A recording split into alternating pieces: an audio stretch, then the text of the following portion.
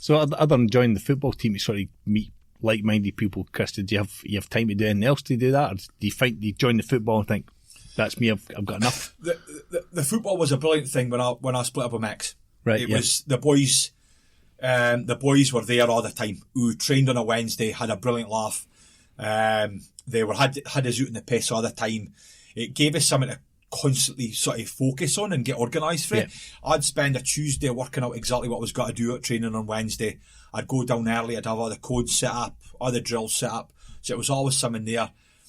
We'd be out for a few bevies on the Friday after work. We'd be out for a couple of sherbets on the Saturday, but not too many, although I ended up that. And then you had the Sunday with the boys. So, I mean, we'd be sitting in the Innerloo Sportsman's Club we used to go. There'd be 15 or 20 of us. It's like you've adopted like a new family, pretty much. Exactly. Like and you've got a kind of like even if I wasn't playing football and even wasn't affiliated with the club, you've got lifelong friends. You've got lifelong friends, and that's what you miss for back home. Yes, see back home, you've got your mates. You grew up with them. School, You grew up with them. You ate mud with them. You crawled up burns with them. Yeah. You got the police knocking at the door with them, and they're your life. They'll they're always your proper be your mates, friends, and they're always won't got to be there. But you have to. You can be whatever you want to be here. Yeah. You can tell your mates whatever you want to tell them, but the mates that you find here, you find yourself opening up to them a hell of a lot easier than you think. It's weird, isn't it? You open up here to people, like, not strangers, but new friends that you wouldn't be like that with your old friends, would you? No. I mean, I've struggled with depression, which was the first time when I generally thought about going home. I've noticed that a couple of times in your post, Chris. I mean, I didn't like to ask to bring it up, but no, you did. But how, I mean, that's one of the biggest things here is like people get sad and depressed, how to deal with and how it. we deal with it. This Christmas past was a full on pulled on the heartstrings. Knowing what everybody was certainly my family was going through, you get all this shit in your head thinking, is this got to be the last Christmas I could potentially see my dad? And go, and it just makes you worried, doesn't it? And it tricks your head, like, and it just constantly, probably for a week and a half there, I just wasn't eating properly, couldn't focus properly, snapping at everybody at work. My girlfriend, she's Aussie, and she was trying to be there, but and I kept sort of not pushing her away, but she couldn't understand the distance thing. She didn't get it. It's hard to relate when you've not got it. I mean, her family were amazing with me at Christmas, and they have been literally since I've met her.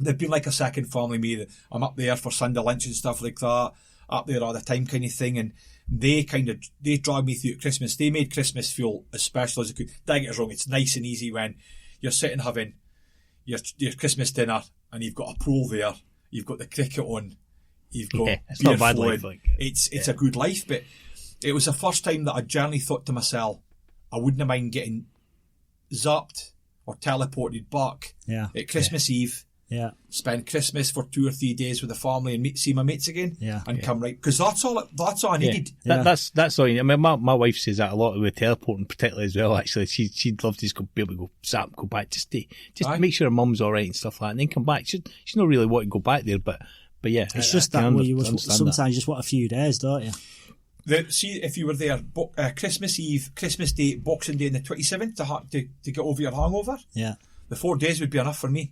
Yeah. Because I went home 2 years ago at Christmas. I went home for an extra week. By God, I wish I hadn't. Yeah. Because I was sitting at home myself. Yeah, all my mates were back to work. Yeah.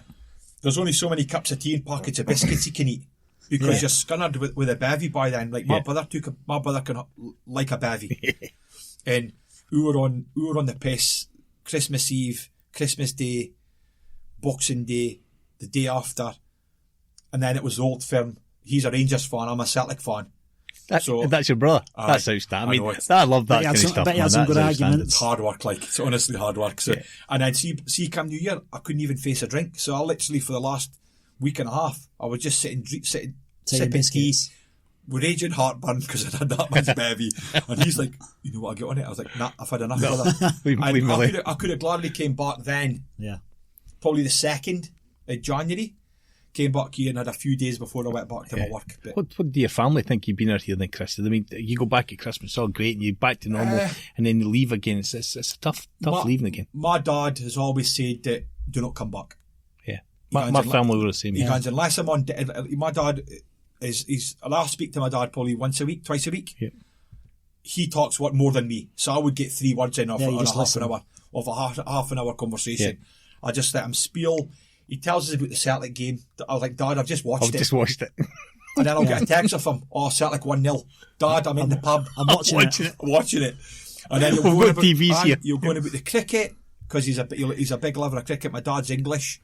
So he follows, obviously, English cricket. What absolutely fantastic fact. You've got an English dad, a Rangers supporting brother, Celtic. I mean, that's outstanding. It's brilliant. It's diverse, isn't it? That's diverse. You blend right into it with the diversity in this country. He's adamant, do not go home. Yeah. He knows, like, my dad was in the Australian Army when he was younger. Yeah. Hang on, he's English. I mean, it just gets stronger and stronger. He was in Australia when he was younger then? My dad was so my dad tells us a story how he was on 3 different propeller planes. How he looked outside the window, and he was pretty sure the propeller thing was slowing down.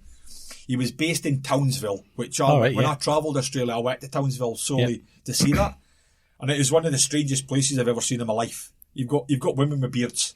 Was that the one that's in sort of Queensland? Queensland, I got offered a job in Townsville actually. Yeah, and isn't that next to Toowoomba as well? Because I offered 2 jobs, one in Townsville, one in Toowoomba. It's like they just look so remote, man. So I went there. My dad was based there. Sent him a picture back. I had to send it to my sister because my dad's got the basic mobile phones. Yeah. It texts, like my dad. It texts and rings. It doesn't do anything else. So I have to send the photos back to my sister. For my sister going to Boots the chemist to print them off. That is proper old school, man. With all the technology now. Yeah. I mean, I just share my pictures with Lorna's mum and stuff like that. It's just honestly, you've got to get my phone. He wouldn't know how to use it, would he? He's got no internet or anything. He's got Sky TV, and that's what he likes. That's all he needs. Yeah, my mum was the same. When I left, my brother was in the house. He had his laptop, set him up with Skype and stuff. And that never really worked out too well. But man, when I left, she decided, well, I'd like to be able to keep in touch with the kids and stuff, and me hopefully, but particularly the kids. So she went out and bought herself a laptop, and every Saturday she'd come down to my mum's, set a laptop up, and we'd have a Skype conversation. And but then my mum would forget because other grandkids were coming in, and she's turning around to talk to him, and like, we're sitting here, we're on TV, But the technology was hard for her. She didn't grasp it, but I think I've only Skyped my mother twice. Yeah, she does see the point of Skype. I can remember leaving to come over for good, or what I thought was going to be for good. My sister was howling, crying her eyes out. My stepdad was bawling. My mum was like, "Right, okay, see you later." Handshake. See you, sir. Good luck. I can remember getting on the plane, and my sister texts us. She was like, "Mum thinks she'll be back in 3 months." Oh, she didn't really. She probably didn't want you to go. I was like, she would never say that to my face. She would, like, my mother would do absolutely anything she possibly could for me. Well, she did. She sat in a car every Tuesday and Thursday night. Yeah, she was your manager. She was your football manager. Like, if I says to Mum, I need X amount of money in the bank tomorrow, she would do it. If I needed anything, she would do it. But at the airport, she just didn't show any emotion at all, because deep down, I think she thought, he's not going to last. Like I says, she'd be pushing that down, man. She'd be like, push that right down. I used to get, like I says, I used to get homesick going to Glasgow when I was going. Yeah. I'd be put in the back of the car and go up to see my uncle David up in Glasgow, and she'd be like, I'd be howling when I was younger. So she just thought, this isn't going to last. And then obviously, almost 8 years later, So what is she like now, 8 years later? Does she kind of think you're going to... I know. My girlfriend's pregnant, so she knows that I'm not going anywhere anytime soon now anyway. Yeah. They've been across here. So that makes a big difference. 3 years ago at Christmas. They've been able to experience what I've been experiencing. So I literally took a couple of extra weeks off at work. Yeah. Done all the touristy stuff that you always do with everybody. Yeah. Like, I was going to Caversham that often. The guy was like, why did you not just get a season ticket? We went to Caversham that often that my kids could recite all the guys' stuff. It's nuts, like. Ridiculous. So, they came across, took them to Caversham, Perth Zoo. My stepdad had always had, he wanted to stroke an elephant. Well, there you go. It's the place to do it. That was always on his bucket list. So we've got breakfast with breakfast with elephants. You go there, have your brekkie. Elephants come out, paint a little picture with their paws, do a little dance, and then you get to feed them, kind of thing. So that was on his bucket list. That's good. Did he feed the giraffe when he was there as well? How cool was that? Done all the shebang. Yeah. I took up a Gin. They love going away in the middle of nowhere back home with their telescopes. Flask of tea. Over here, that would be fantastic. So we went to the observatory, that Gin thing, and that place is unbelievable. Oh, it's incredible. Yeah, it's good. So took them there, took them to the pinnacles, which kind of blew their mind. Yeah. Fremantle Prison, all the touristy stuff. Yeah. And my mum was like, "You'll not come home, will he?" I was like, "What do you think?" She was like, "Well, I did think he would, but now I'm starting to think you're set now." Yeah. So it took them to sort of see what we've got here, to sort of realise that it is a much better, like back home. Like I said, I'm from Hawick. You struggle to get jobs. We lost the industry. Remember, we used to have Leyland Scots there. We used to have Pringles, knitwear, and that got decimated for the Asian market. And you can get cashmere cheaper across there. Leyland Scots, yes, is still going. Yeah. White cashmere is still going, just bit. That's that. I didn't realise that was still going. Just about going, but back in the day, you'd have 500, 600, 700 people working in that mill. You'd have the entire town would be employed there, was pretty much. literally funded by cashmere knitwear. In Slumberdown used to do all your bedding stuff, all your pillows, quilts, duvets, and all that. And that's what literally kept the town going. Yeah, nothing else. And when that got low, you probably find more people from Hawick working in Selkirk and Galashiels doing call centre stuff. Right. Okay. Like my mum works in a call centre because at Selkirk, hates it, but it's an income, it's funding. That's it. My dad, my dad's was a councillor for the town. I suppose that's maybe where I get. That's where you get your management skills from it. Yeah. So he was on disability for a while, so obviously he can't work. And my stepdad has been a mechanic for 50 years, pretty much 45 years. So unless you had a trade, and I suppose even the trade kind of went. As soon as that recession hit back home, and a lot of people in the drop people have got no money to spend either. Aye. Yeah, it makes it tough. Like, so what told your mum, now that she knows you're probably not going back and stuff, is she okay with it? Was she? She, like I say, she knows. She gets her sort of a kind of bit like me. She gets her teeth into stuff, and then she's been sending loads of stuff across for the wee one and getting all excited. But she knit? Nah. I've got a woman that worked at knits. Oh, my wife's mother, she knits, and I mean she's fantastic now. When Teddy was just, well, she's only a year old, and she used to knit stuff all the time, even for the boys when they were only young as well. And there's all these knitwear, and they're fantastic, but you just can't wear them. You don't really get a chance to wear them. You don't need the stuff over here, really. But my brother was on the phone a couple of weeks ago, and he was like, it's hard for us to get excited for the baby's due in 4.5 weeks, and my brother's like, it's hard for us to get, because if you're back home, you're experiencing it all. You're going up, you're seeing her grow, seeing her get bigger and stuff like that. But they're not getting that. And I says to my brother, I was like, aye, but that's the same if Nikki, my sister, was to get pregnant. Yeah.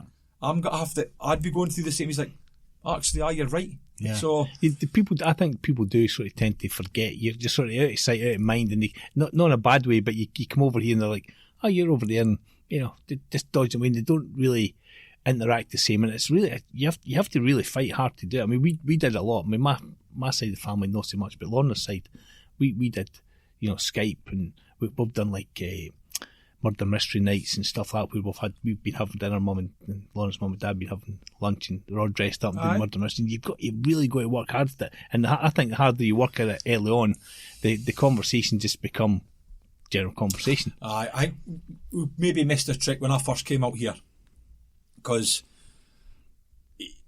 you maybe kind of spend more time trying to work yourself out. Definitely. And try and find, I mean, when I first came over, I was living with my ex and 4 Kiwis in a house share in Burswood, in a bit of a shithole.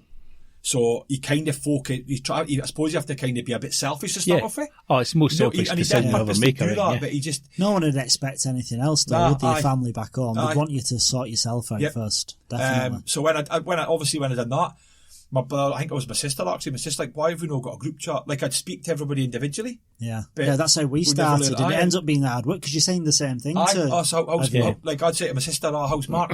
He's sound, And I'd be saying to my brother, how's Nikki getting on? Yeah. I think she's all right. I'm like, well, and then obviously you've got a group chat, and then you have a bit of banter, a bit of piss take. Yeah. And then it becomes conversation, Chris, like you're back home. That's